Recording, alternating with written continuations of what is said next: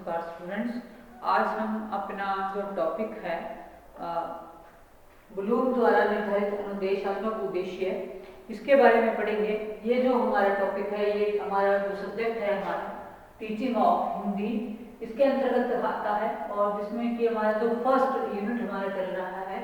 इससे पहले हम भाषा के बारे में और मातृभाषा के बारे में पढ़ चुके हैं। अब हम ब्लूम टैक्सोनॉमी के बारे में पढ़ रहे हैं कि ब्लूम टैक्सोनॉमी क्या है और ये जो सिद्धांत है ये किस प्रकार से जो है वो एजुकेशन के अंदर काम करता है। ठीक है। और जो ब्लूम थे उनका पूरा नाम था प्रोफेसर B.S. ब्लूम। ये प्रोफेसर थे प्रोफेसर B.S. ब्लूम, इनका पूरा नाम था। और इन्होंने जो है क्या है, इन्होंने जो हमारे शिक्षा के क्षेत्र में बहुत अधिक इन्होंने योगदान दिया है उद्देश्यों को डिफाइन करने में। तो इनके जो मेन इन्होंने कहा, ये जो थे इनके कुछ साथी भी थे जिन्होंने इस पर ब्लूम टैक्सोनॉमी जिसके नाम से हम जानते हैं इसको, ये इन्होंने जो है तीनों अनुक्षेत्र जो है उसमें इन्होंने काम किया था। और इन्होंने जो वर्गीकरण किया अनुदेशात्मक उद्देश्यों का, वो क्या था, वो अधिगमित रूप था उसका। ठीक है। और जिससे क्या है कि हम उसको किस नाम से जानते हैं, टैक्सोनॉमी ऑफ एजुकेशनल ऑब्जेक्टिव्स। ठीक है। इसको जो किस नाम से जानते हैं, टैक्सोनॉमी ऑफ एजुकेशनल ऑब्जेक्टिव के नाम से हम जानते हैं। ठीक है स्टूडेंट्स। कहते हैं कि प्रोफेसर B.S. ब्लूम और उनके साथियों ने उपरोक्त तीनों अनुक्षेत्रों में क्या है, अनुक्षेत्रों में उपलब्ध अनुदेशात्मक उद्देश्यों का अधिगमित रूप से वर्गीकरण किया। ठीक है स्टूडेंट्स। तो अब हम इसमें आगे बात करते हैं कि मुख्य रूप से इन्होंने क्या है, जो शिक्षण प्रक्रिया हमारी है, शिक्षण प्रक्रिया को आरंभिक करने से पहले या आरंभ जब हम करते हैं शिक्षण प्रक्रिया का, तो वहां पर हम कुछ शिक्षा के ऑब्जेक्टिव निर्धारित करते हैं, कुछ शिक्षा के शैक्षिक और उद्देश्य जिनको हम कहते हैं, उनका प्रतिपादन किसी भी प्रकार से क्या है, शिक्षण व्यवस्था के लिए बहुत अधिक है, उपयोगी है। और ये जो उद्देश्य हैं ये सामान्य, विशिष्ट एवं व्यवहारपरक ढंग से जो है वो निरूपित किए जाते हैं। ठीक है। इसके बाद हम आगे करेंगे शिक्षा की प्रणालियों का अध्ययन करते समय हम प्राय देखते हैं कि प्राय इन प्रणालियों में शिक्षा के उद्देश्यों का उल्लेख किया गया है। और जो है आज जो प्रशिक्षण है, जो अनुदेशन शिक्षण है और जो अधिगम के क्षेत्र में व्यवहार पर उद्देश्य के प्रतिपादन की जो परंपरा है वो हमारी क्या है, बहुत अधिक चर्चा के अंदर है। ठीक है। तो हम मेनली जो इनके उद्देश्य थे इनको हमने प्रोफेसर B.S. ब्लूम और उनके साथियों ने जो मुख्य रूप से तीन अनुक्षेत्रों में इनको बांटा, वो कौन कौन से हैं। पहला है हमारा संज्ञानात्मक, दूसरा हमारा भावात्मक और तीसरा हमारा क्रियात्मक अनुक्षेत्र। ठीक है स्टूडेंट्स। तो सबसे पहले हम एक एक करके पढ़ेंगे। इनमें सबसे पहले हम संज्ञानात्मक उद्देश्यों की बात करेंगे यहाँ पर कि संज्ञानात्मक उद्देश्य कौन कौन से होते हैं और जो है उनके अंदर किन किन स्टेप्स के अंदर इन्होंने आगे इसको वर्गीकृत किया है। ठीक है। तो सबसे पहले संज्ञानात्मक क्षेत्र को भी हमने आगे क्या है, 5 भागों में बांटा है। इसमें मेनली 5 भागों में मेनली इन्होंने बांटा है। पहला है हमारा इसके अंदर ज्ञान, पहला ज्ञान, दूसरा अवबोध, ज्ञान अवबोध, कंप्रीहेंशन भी कहते हैं इसको, कंप्रीहेंशन। और फिर है आपका अनुप्रयोग, अनुप्रयोग, अनुप्रयोग, अनुप्रयोग। उसके बाद ज्ञान हो गया, अवबोध हो गया, अनुप्रयोग हो गया, फिर विश्लेषण इसके अंतर्गत आएगा, विश्लेषण, विश्लेषण। फोर्थ पॉइंट, फिफ्थ पॉइंट आपका इसमें आएगा संश्लेषण, संश्लेषण। और 6th पॉइंट इसमें आएगा इवैल्यूएशन या मूल्यांकन, इवैल्यूएशन या मूल्यांकन आएगा इसमें। ठीक है स्टूडेंट्स। तो ये जो है हमारी, अब हम इनको एक एक करके थोड़ा सा एक्सप्लेन करने की कोशिश करेंगे कि जो शिक्षण अधिगम की जो व्यवस्था है उसको सुचारू रूप से चलाने के लिए या उसको गठित करने के लिए क्या है, पाठ्यक्रम का जो निर्माण है उसके हेतु और मूल्यांकन करने के लिए हमने क्या किया, इसको वर्गीकृत किया है। इसलिए जो पाठ्यक्रम है उसका इवैल्यूएशन करने के लिए और जो पाठ्यक्रम है उसका निर्माण कैसे हो, इसके लिए जो है वो जो है ये उद्देश्य जो तीनों क्षेत्र हैं हमारे संज्ञानात्मक, भावात्मक और क्रियात्मक जो मैंने बताई, अभी तीनों आपको इन तीनों का जो है उद्देश्य पहले निर्धारित किया गया। कोई भी जो शिक्षण टीचिंग लर्निंग प्रोसेस है स्टूडेंट्स, उसमें क्या है कि हम किसी भी काम को निरुद्देश्य नहीं कर सकते, है ना। जब तक हम व्यवहार के अंदर उद्देश्यों को शामिल नहीं करेंगे तब तक जो शिक्षा के ऑब्जेक्टिव है वो हमें प्राप्त नहीं होंगे, ठीक है। तो सबसे पहले इन्होंने जो कहा कि भाषा के क्षेत्र में संज्ञानात्मक अनुक्षेत्र के उद्देश्यों का संबंध छात्र एवं छात्राओं की क्या है, बौद्धिक अक्षमताओं और मानसिक गुणों के विकास से होता है। जैसे कि क्या है, स्मृति है, विवेक है, साहचर्य है, वितर्क है, तर्क वितर्क, चिंतन मनन, अनुशीलन और तुलनात्मक अध्ययन आदि। इन उद्देश्यों को हमने फिर निम्नलिखित 6 भागों में आगे बांटा। कौन कौन से? पहला आपका ज्ञान, जैसे हमने यहाँ पे कहा ज्ञान के बाद क्या आया, अनुप्रयोग, अवबोध, अनुप्रयोग, विश्लेषण, संश्लेषण और फिर आपका मूल्यांकन इसके अंदर इंक्लूड हुआ।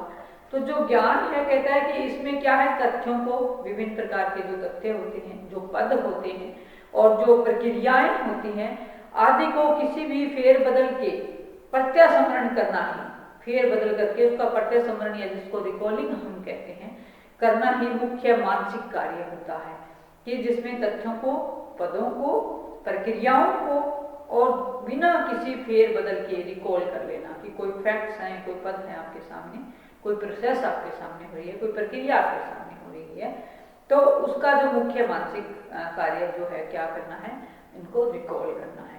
दूसरा हम इसमें बात करते हैं अवबोध की, कि अवबोध क्या है, कंप्रीहेंशन जिसको कहते हैं।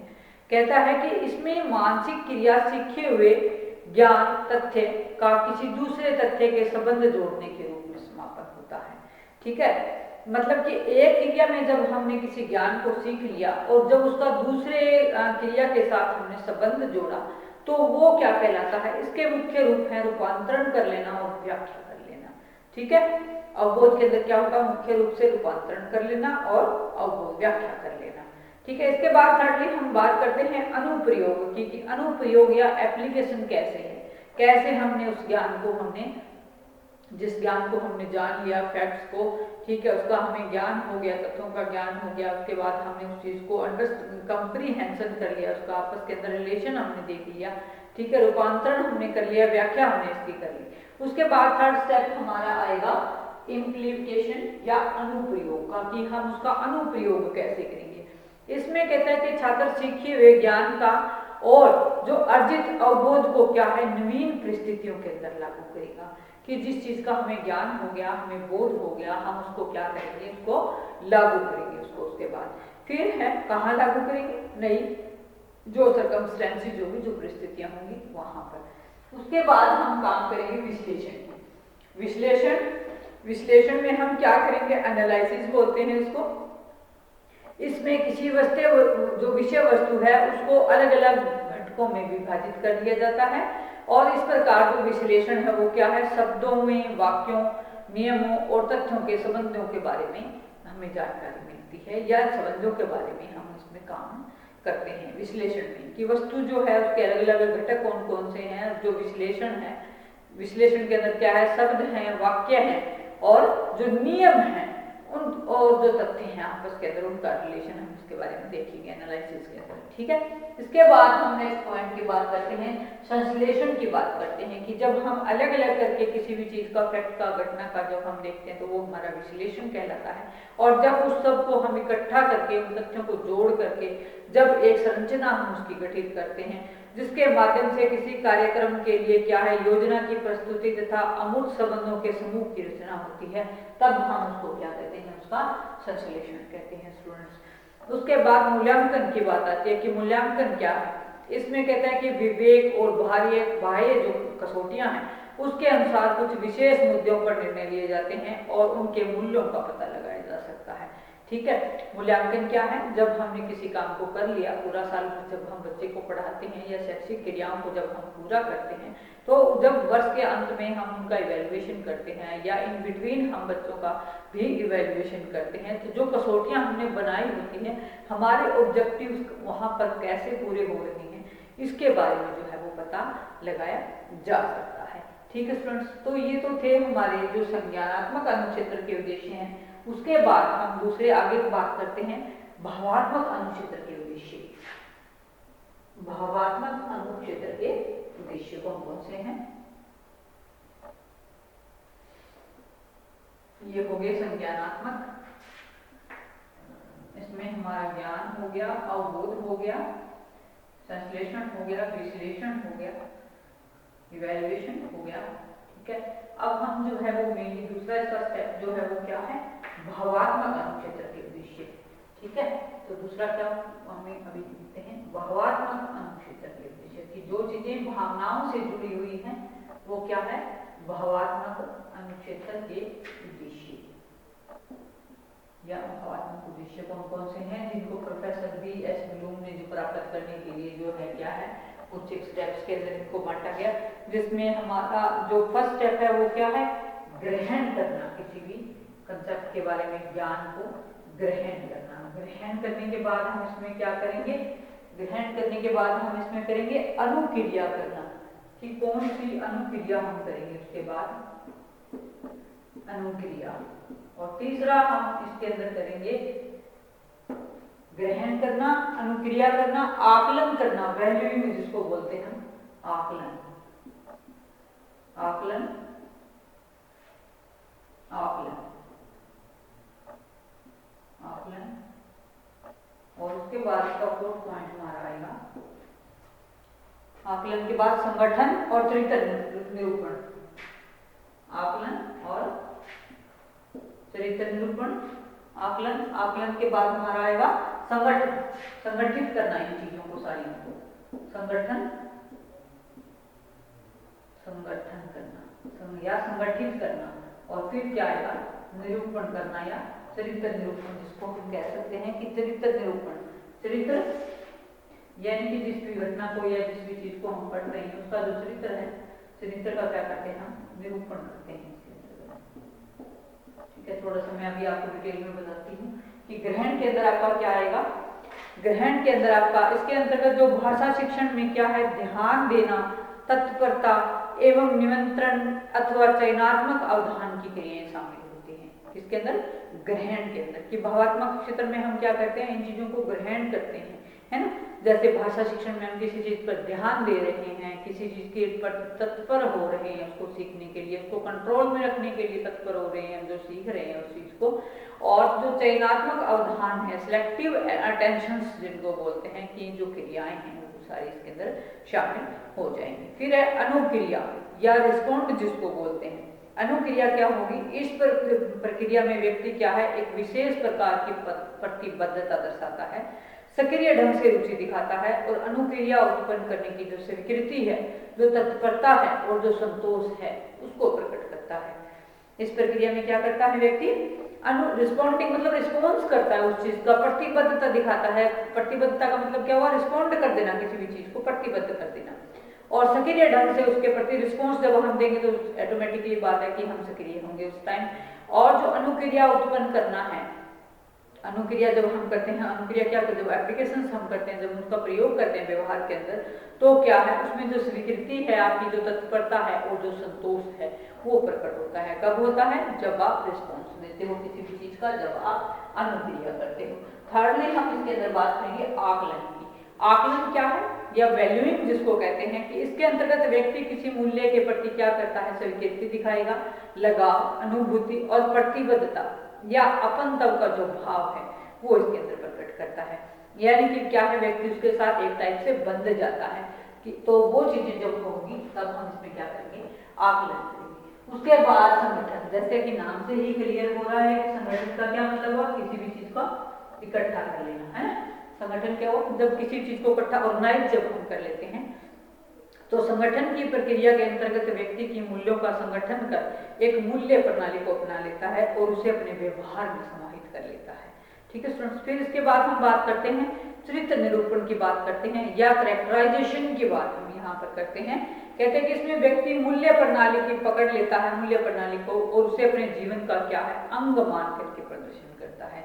कि व्यक्ति क्या है, जीवन, कैरेक्टर का मतलब क्या है, व्यक्ति का जो चरित्र है, व्यक्ति का जो जीवन है उसके साथ जब उन चीज़ों को क्या है जोड़ लेता है और उसे अपने जीवन का हिस्सा बना लेता है तो वो भी क्या है, इसके व्यवहार में जो है वो परिवर्तन लाता है।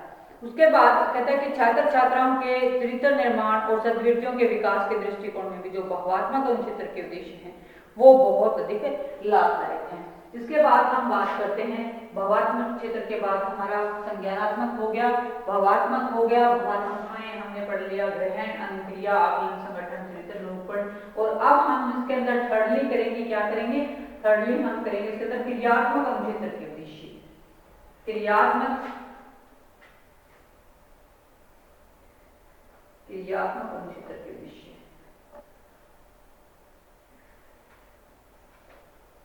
क्रियात्मक क्या होता है, क्रिया का करना या किसी भी काम का करना, वो क्या कहलाता है, क्रियात्मक कहलाता है। जो क्रियात्मक उद्देश्य हैं वो कौन कौन से हैं इसके अंदर।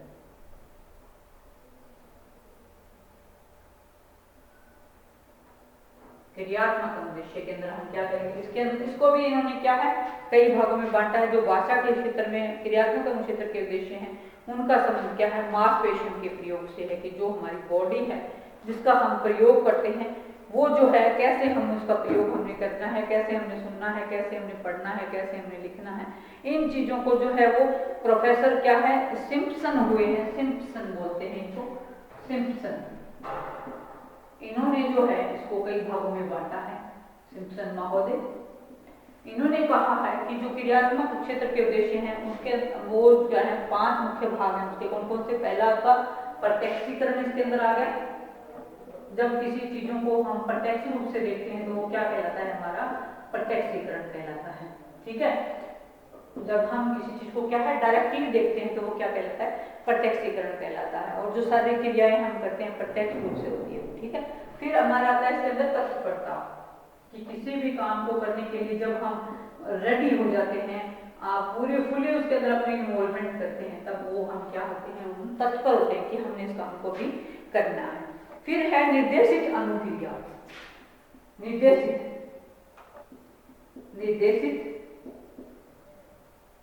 अनुक्रिया यानी कि जब हम किसी काम को करते हैं तो उसके लिए जो निर्देश देते हैं है ना, और उसके अकॉर्डिंग जब हम काम करते हैं तो उसको हम क्या कहेंगे, निर्देशित अनुक्रिया कहेंगे। फिर इसके बाद 5वां इसमें आता है रचना तंत्र। रचना तंत्र, रचना कोई काम को जब हम करते हैं, किसी भी नए काम को हम करते हैं तो वो क्या बन जाती है, या कुछ हम नया लिखते हैं तो वो क्या होता है, विश्वासपूर्वक जब हम किसी भी काम को बनाते हैं तो वो क्या हो जाती है, हमारी रचना उत्पन्न हो जाती है वहां पर, है ना। फिर है जटिल बाह्य अनुक्रिया। जटिल बाह्य अनुक्रिया, जो बाह्य अनुक्रियाएं हम करते हैं वो जो है इसके अंतर्गत है। ठीक है स्टूडेंट्स, तो ये है हमारे क्रियात्मक अनुक्षेत्र के उद्देश्य। मेनली हमने इसमें किया प्रत्यक्षीकरण, तत्परता, निर्देशित अनुक्रिया, रचना तंत्र और जटिल बाह्य अनुक्रिया। ये जो 5 स्टेप हैं, ये सॉरी 6 नहीं है, 5 स्टेप हैं। यहाँ पे हमारा नंबर 4 और ये। तो जो जटिल बाह्य क्रियाएं हैं वो कौन कौन सी होती हैं, जब हम किन्हीं जटिल क्रियाओं को करते हैं, जो क्रियाएं जो करने में क्या है आसान नहीं होती हैं और अपेक्षित गति के साथ उन्हें करना पड़ता है, तो वहां पर वो क्या कहलाती हैं, हमारी जो है वो कॉम्प्लेक्स ओवर्ट रिस्पॉन्स जिसको हम कहते हैं। तो अपेक्षित गति के साथ क्रिया उत्पन्न कर सकता है इसके अंतर्गत।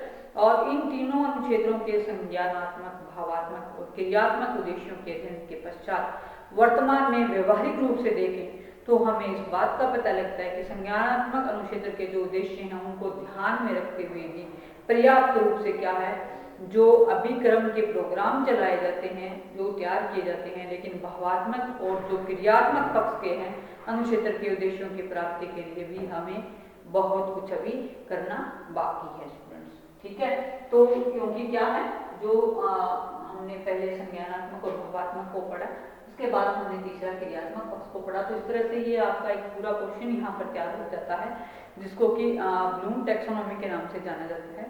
तो स्टूडेंट्स संक्षेप में हम यही कहेंगे कि जब तक शिक्षा के ऑब्जेक्टिव्स को सामने ना रखा जाए तब तक उद्देश्यों की पूर्ति हमारे नहीं होती है। ठीक है, तो अनुदेशात्मक उद्देश्यों की प्राप्ति की जानकारी के लिए जो है वो हमें अनुदेशन के परिस्थिति में प्रवेश करने से पहले विद्यार्थी को ये जानकारी होना और पूर्ववर्धित रूप से जो है वो क्या है उपकल्पित कर ली जाती है। और उपकल्पित का क्या मतलब है कि हम ये मान कर चलते हैं कि हमें इन ऑब्जेक्टिव्स की पूर्ति होगी। तो स्टूडेंट्स, ये था हमारा आज का लेक्चर प्रोफेसर BS ब्लूम की टैक्सोनॉमी पर।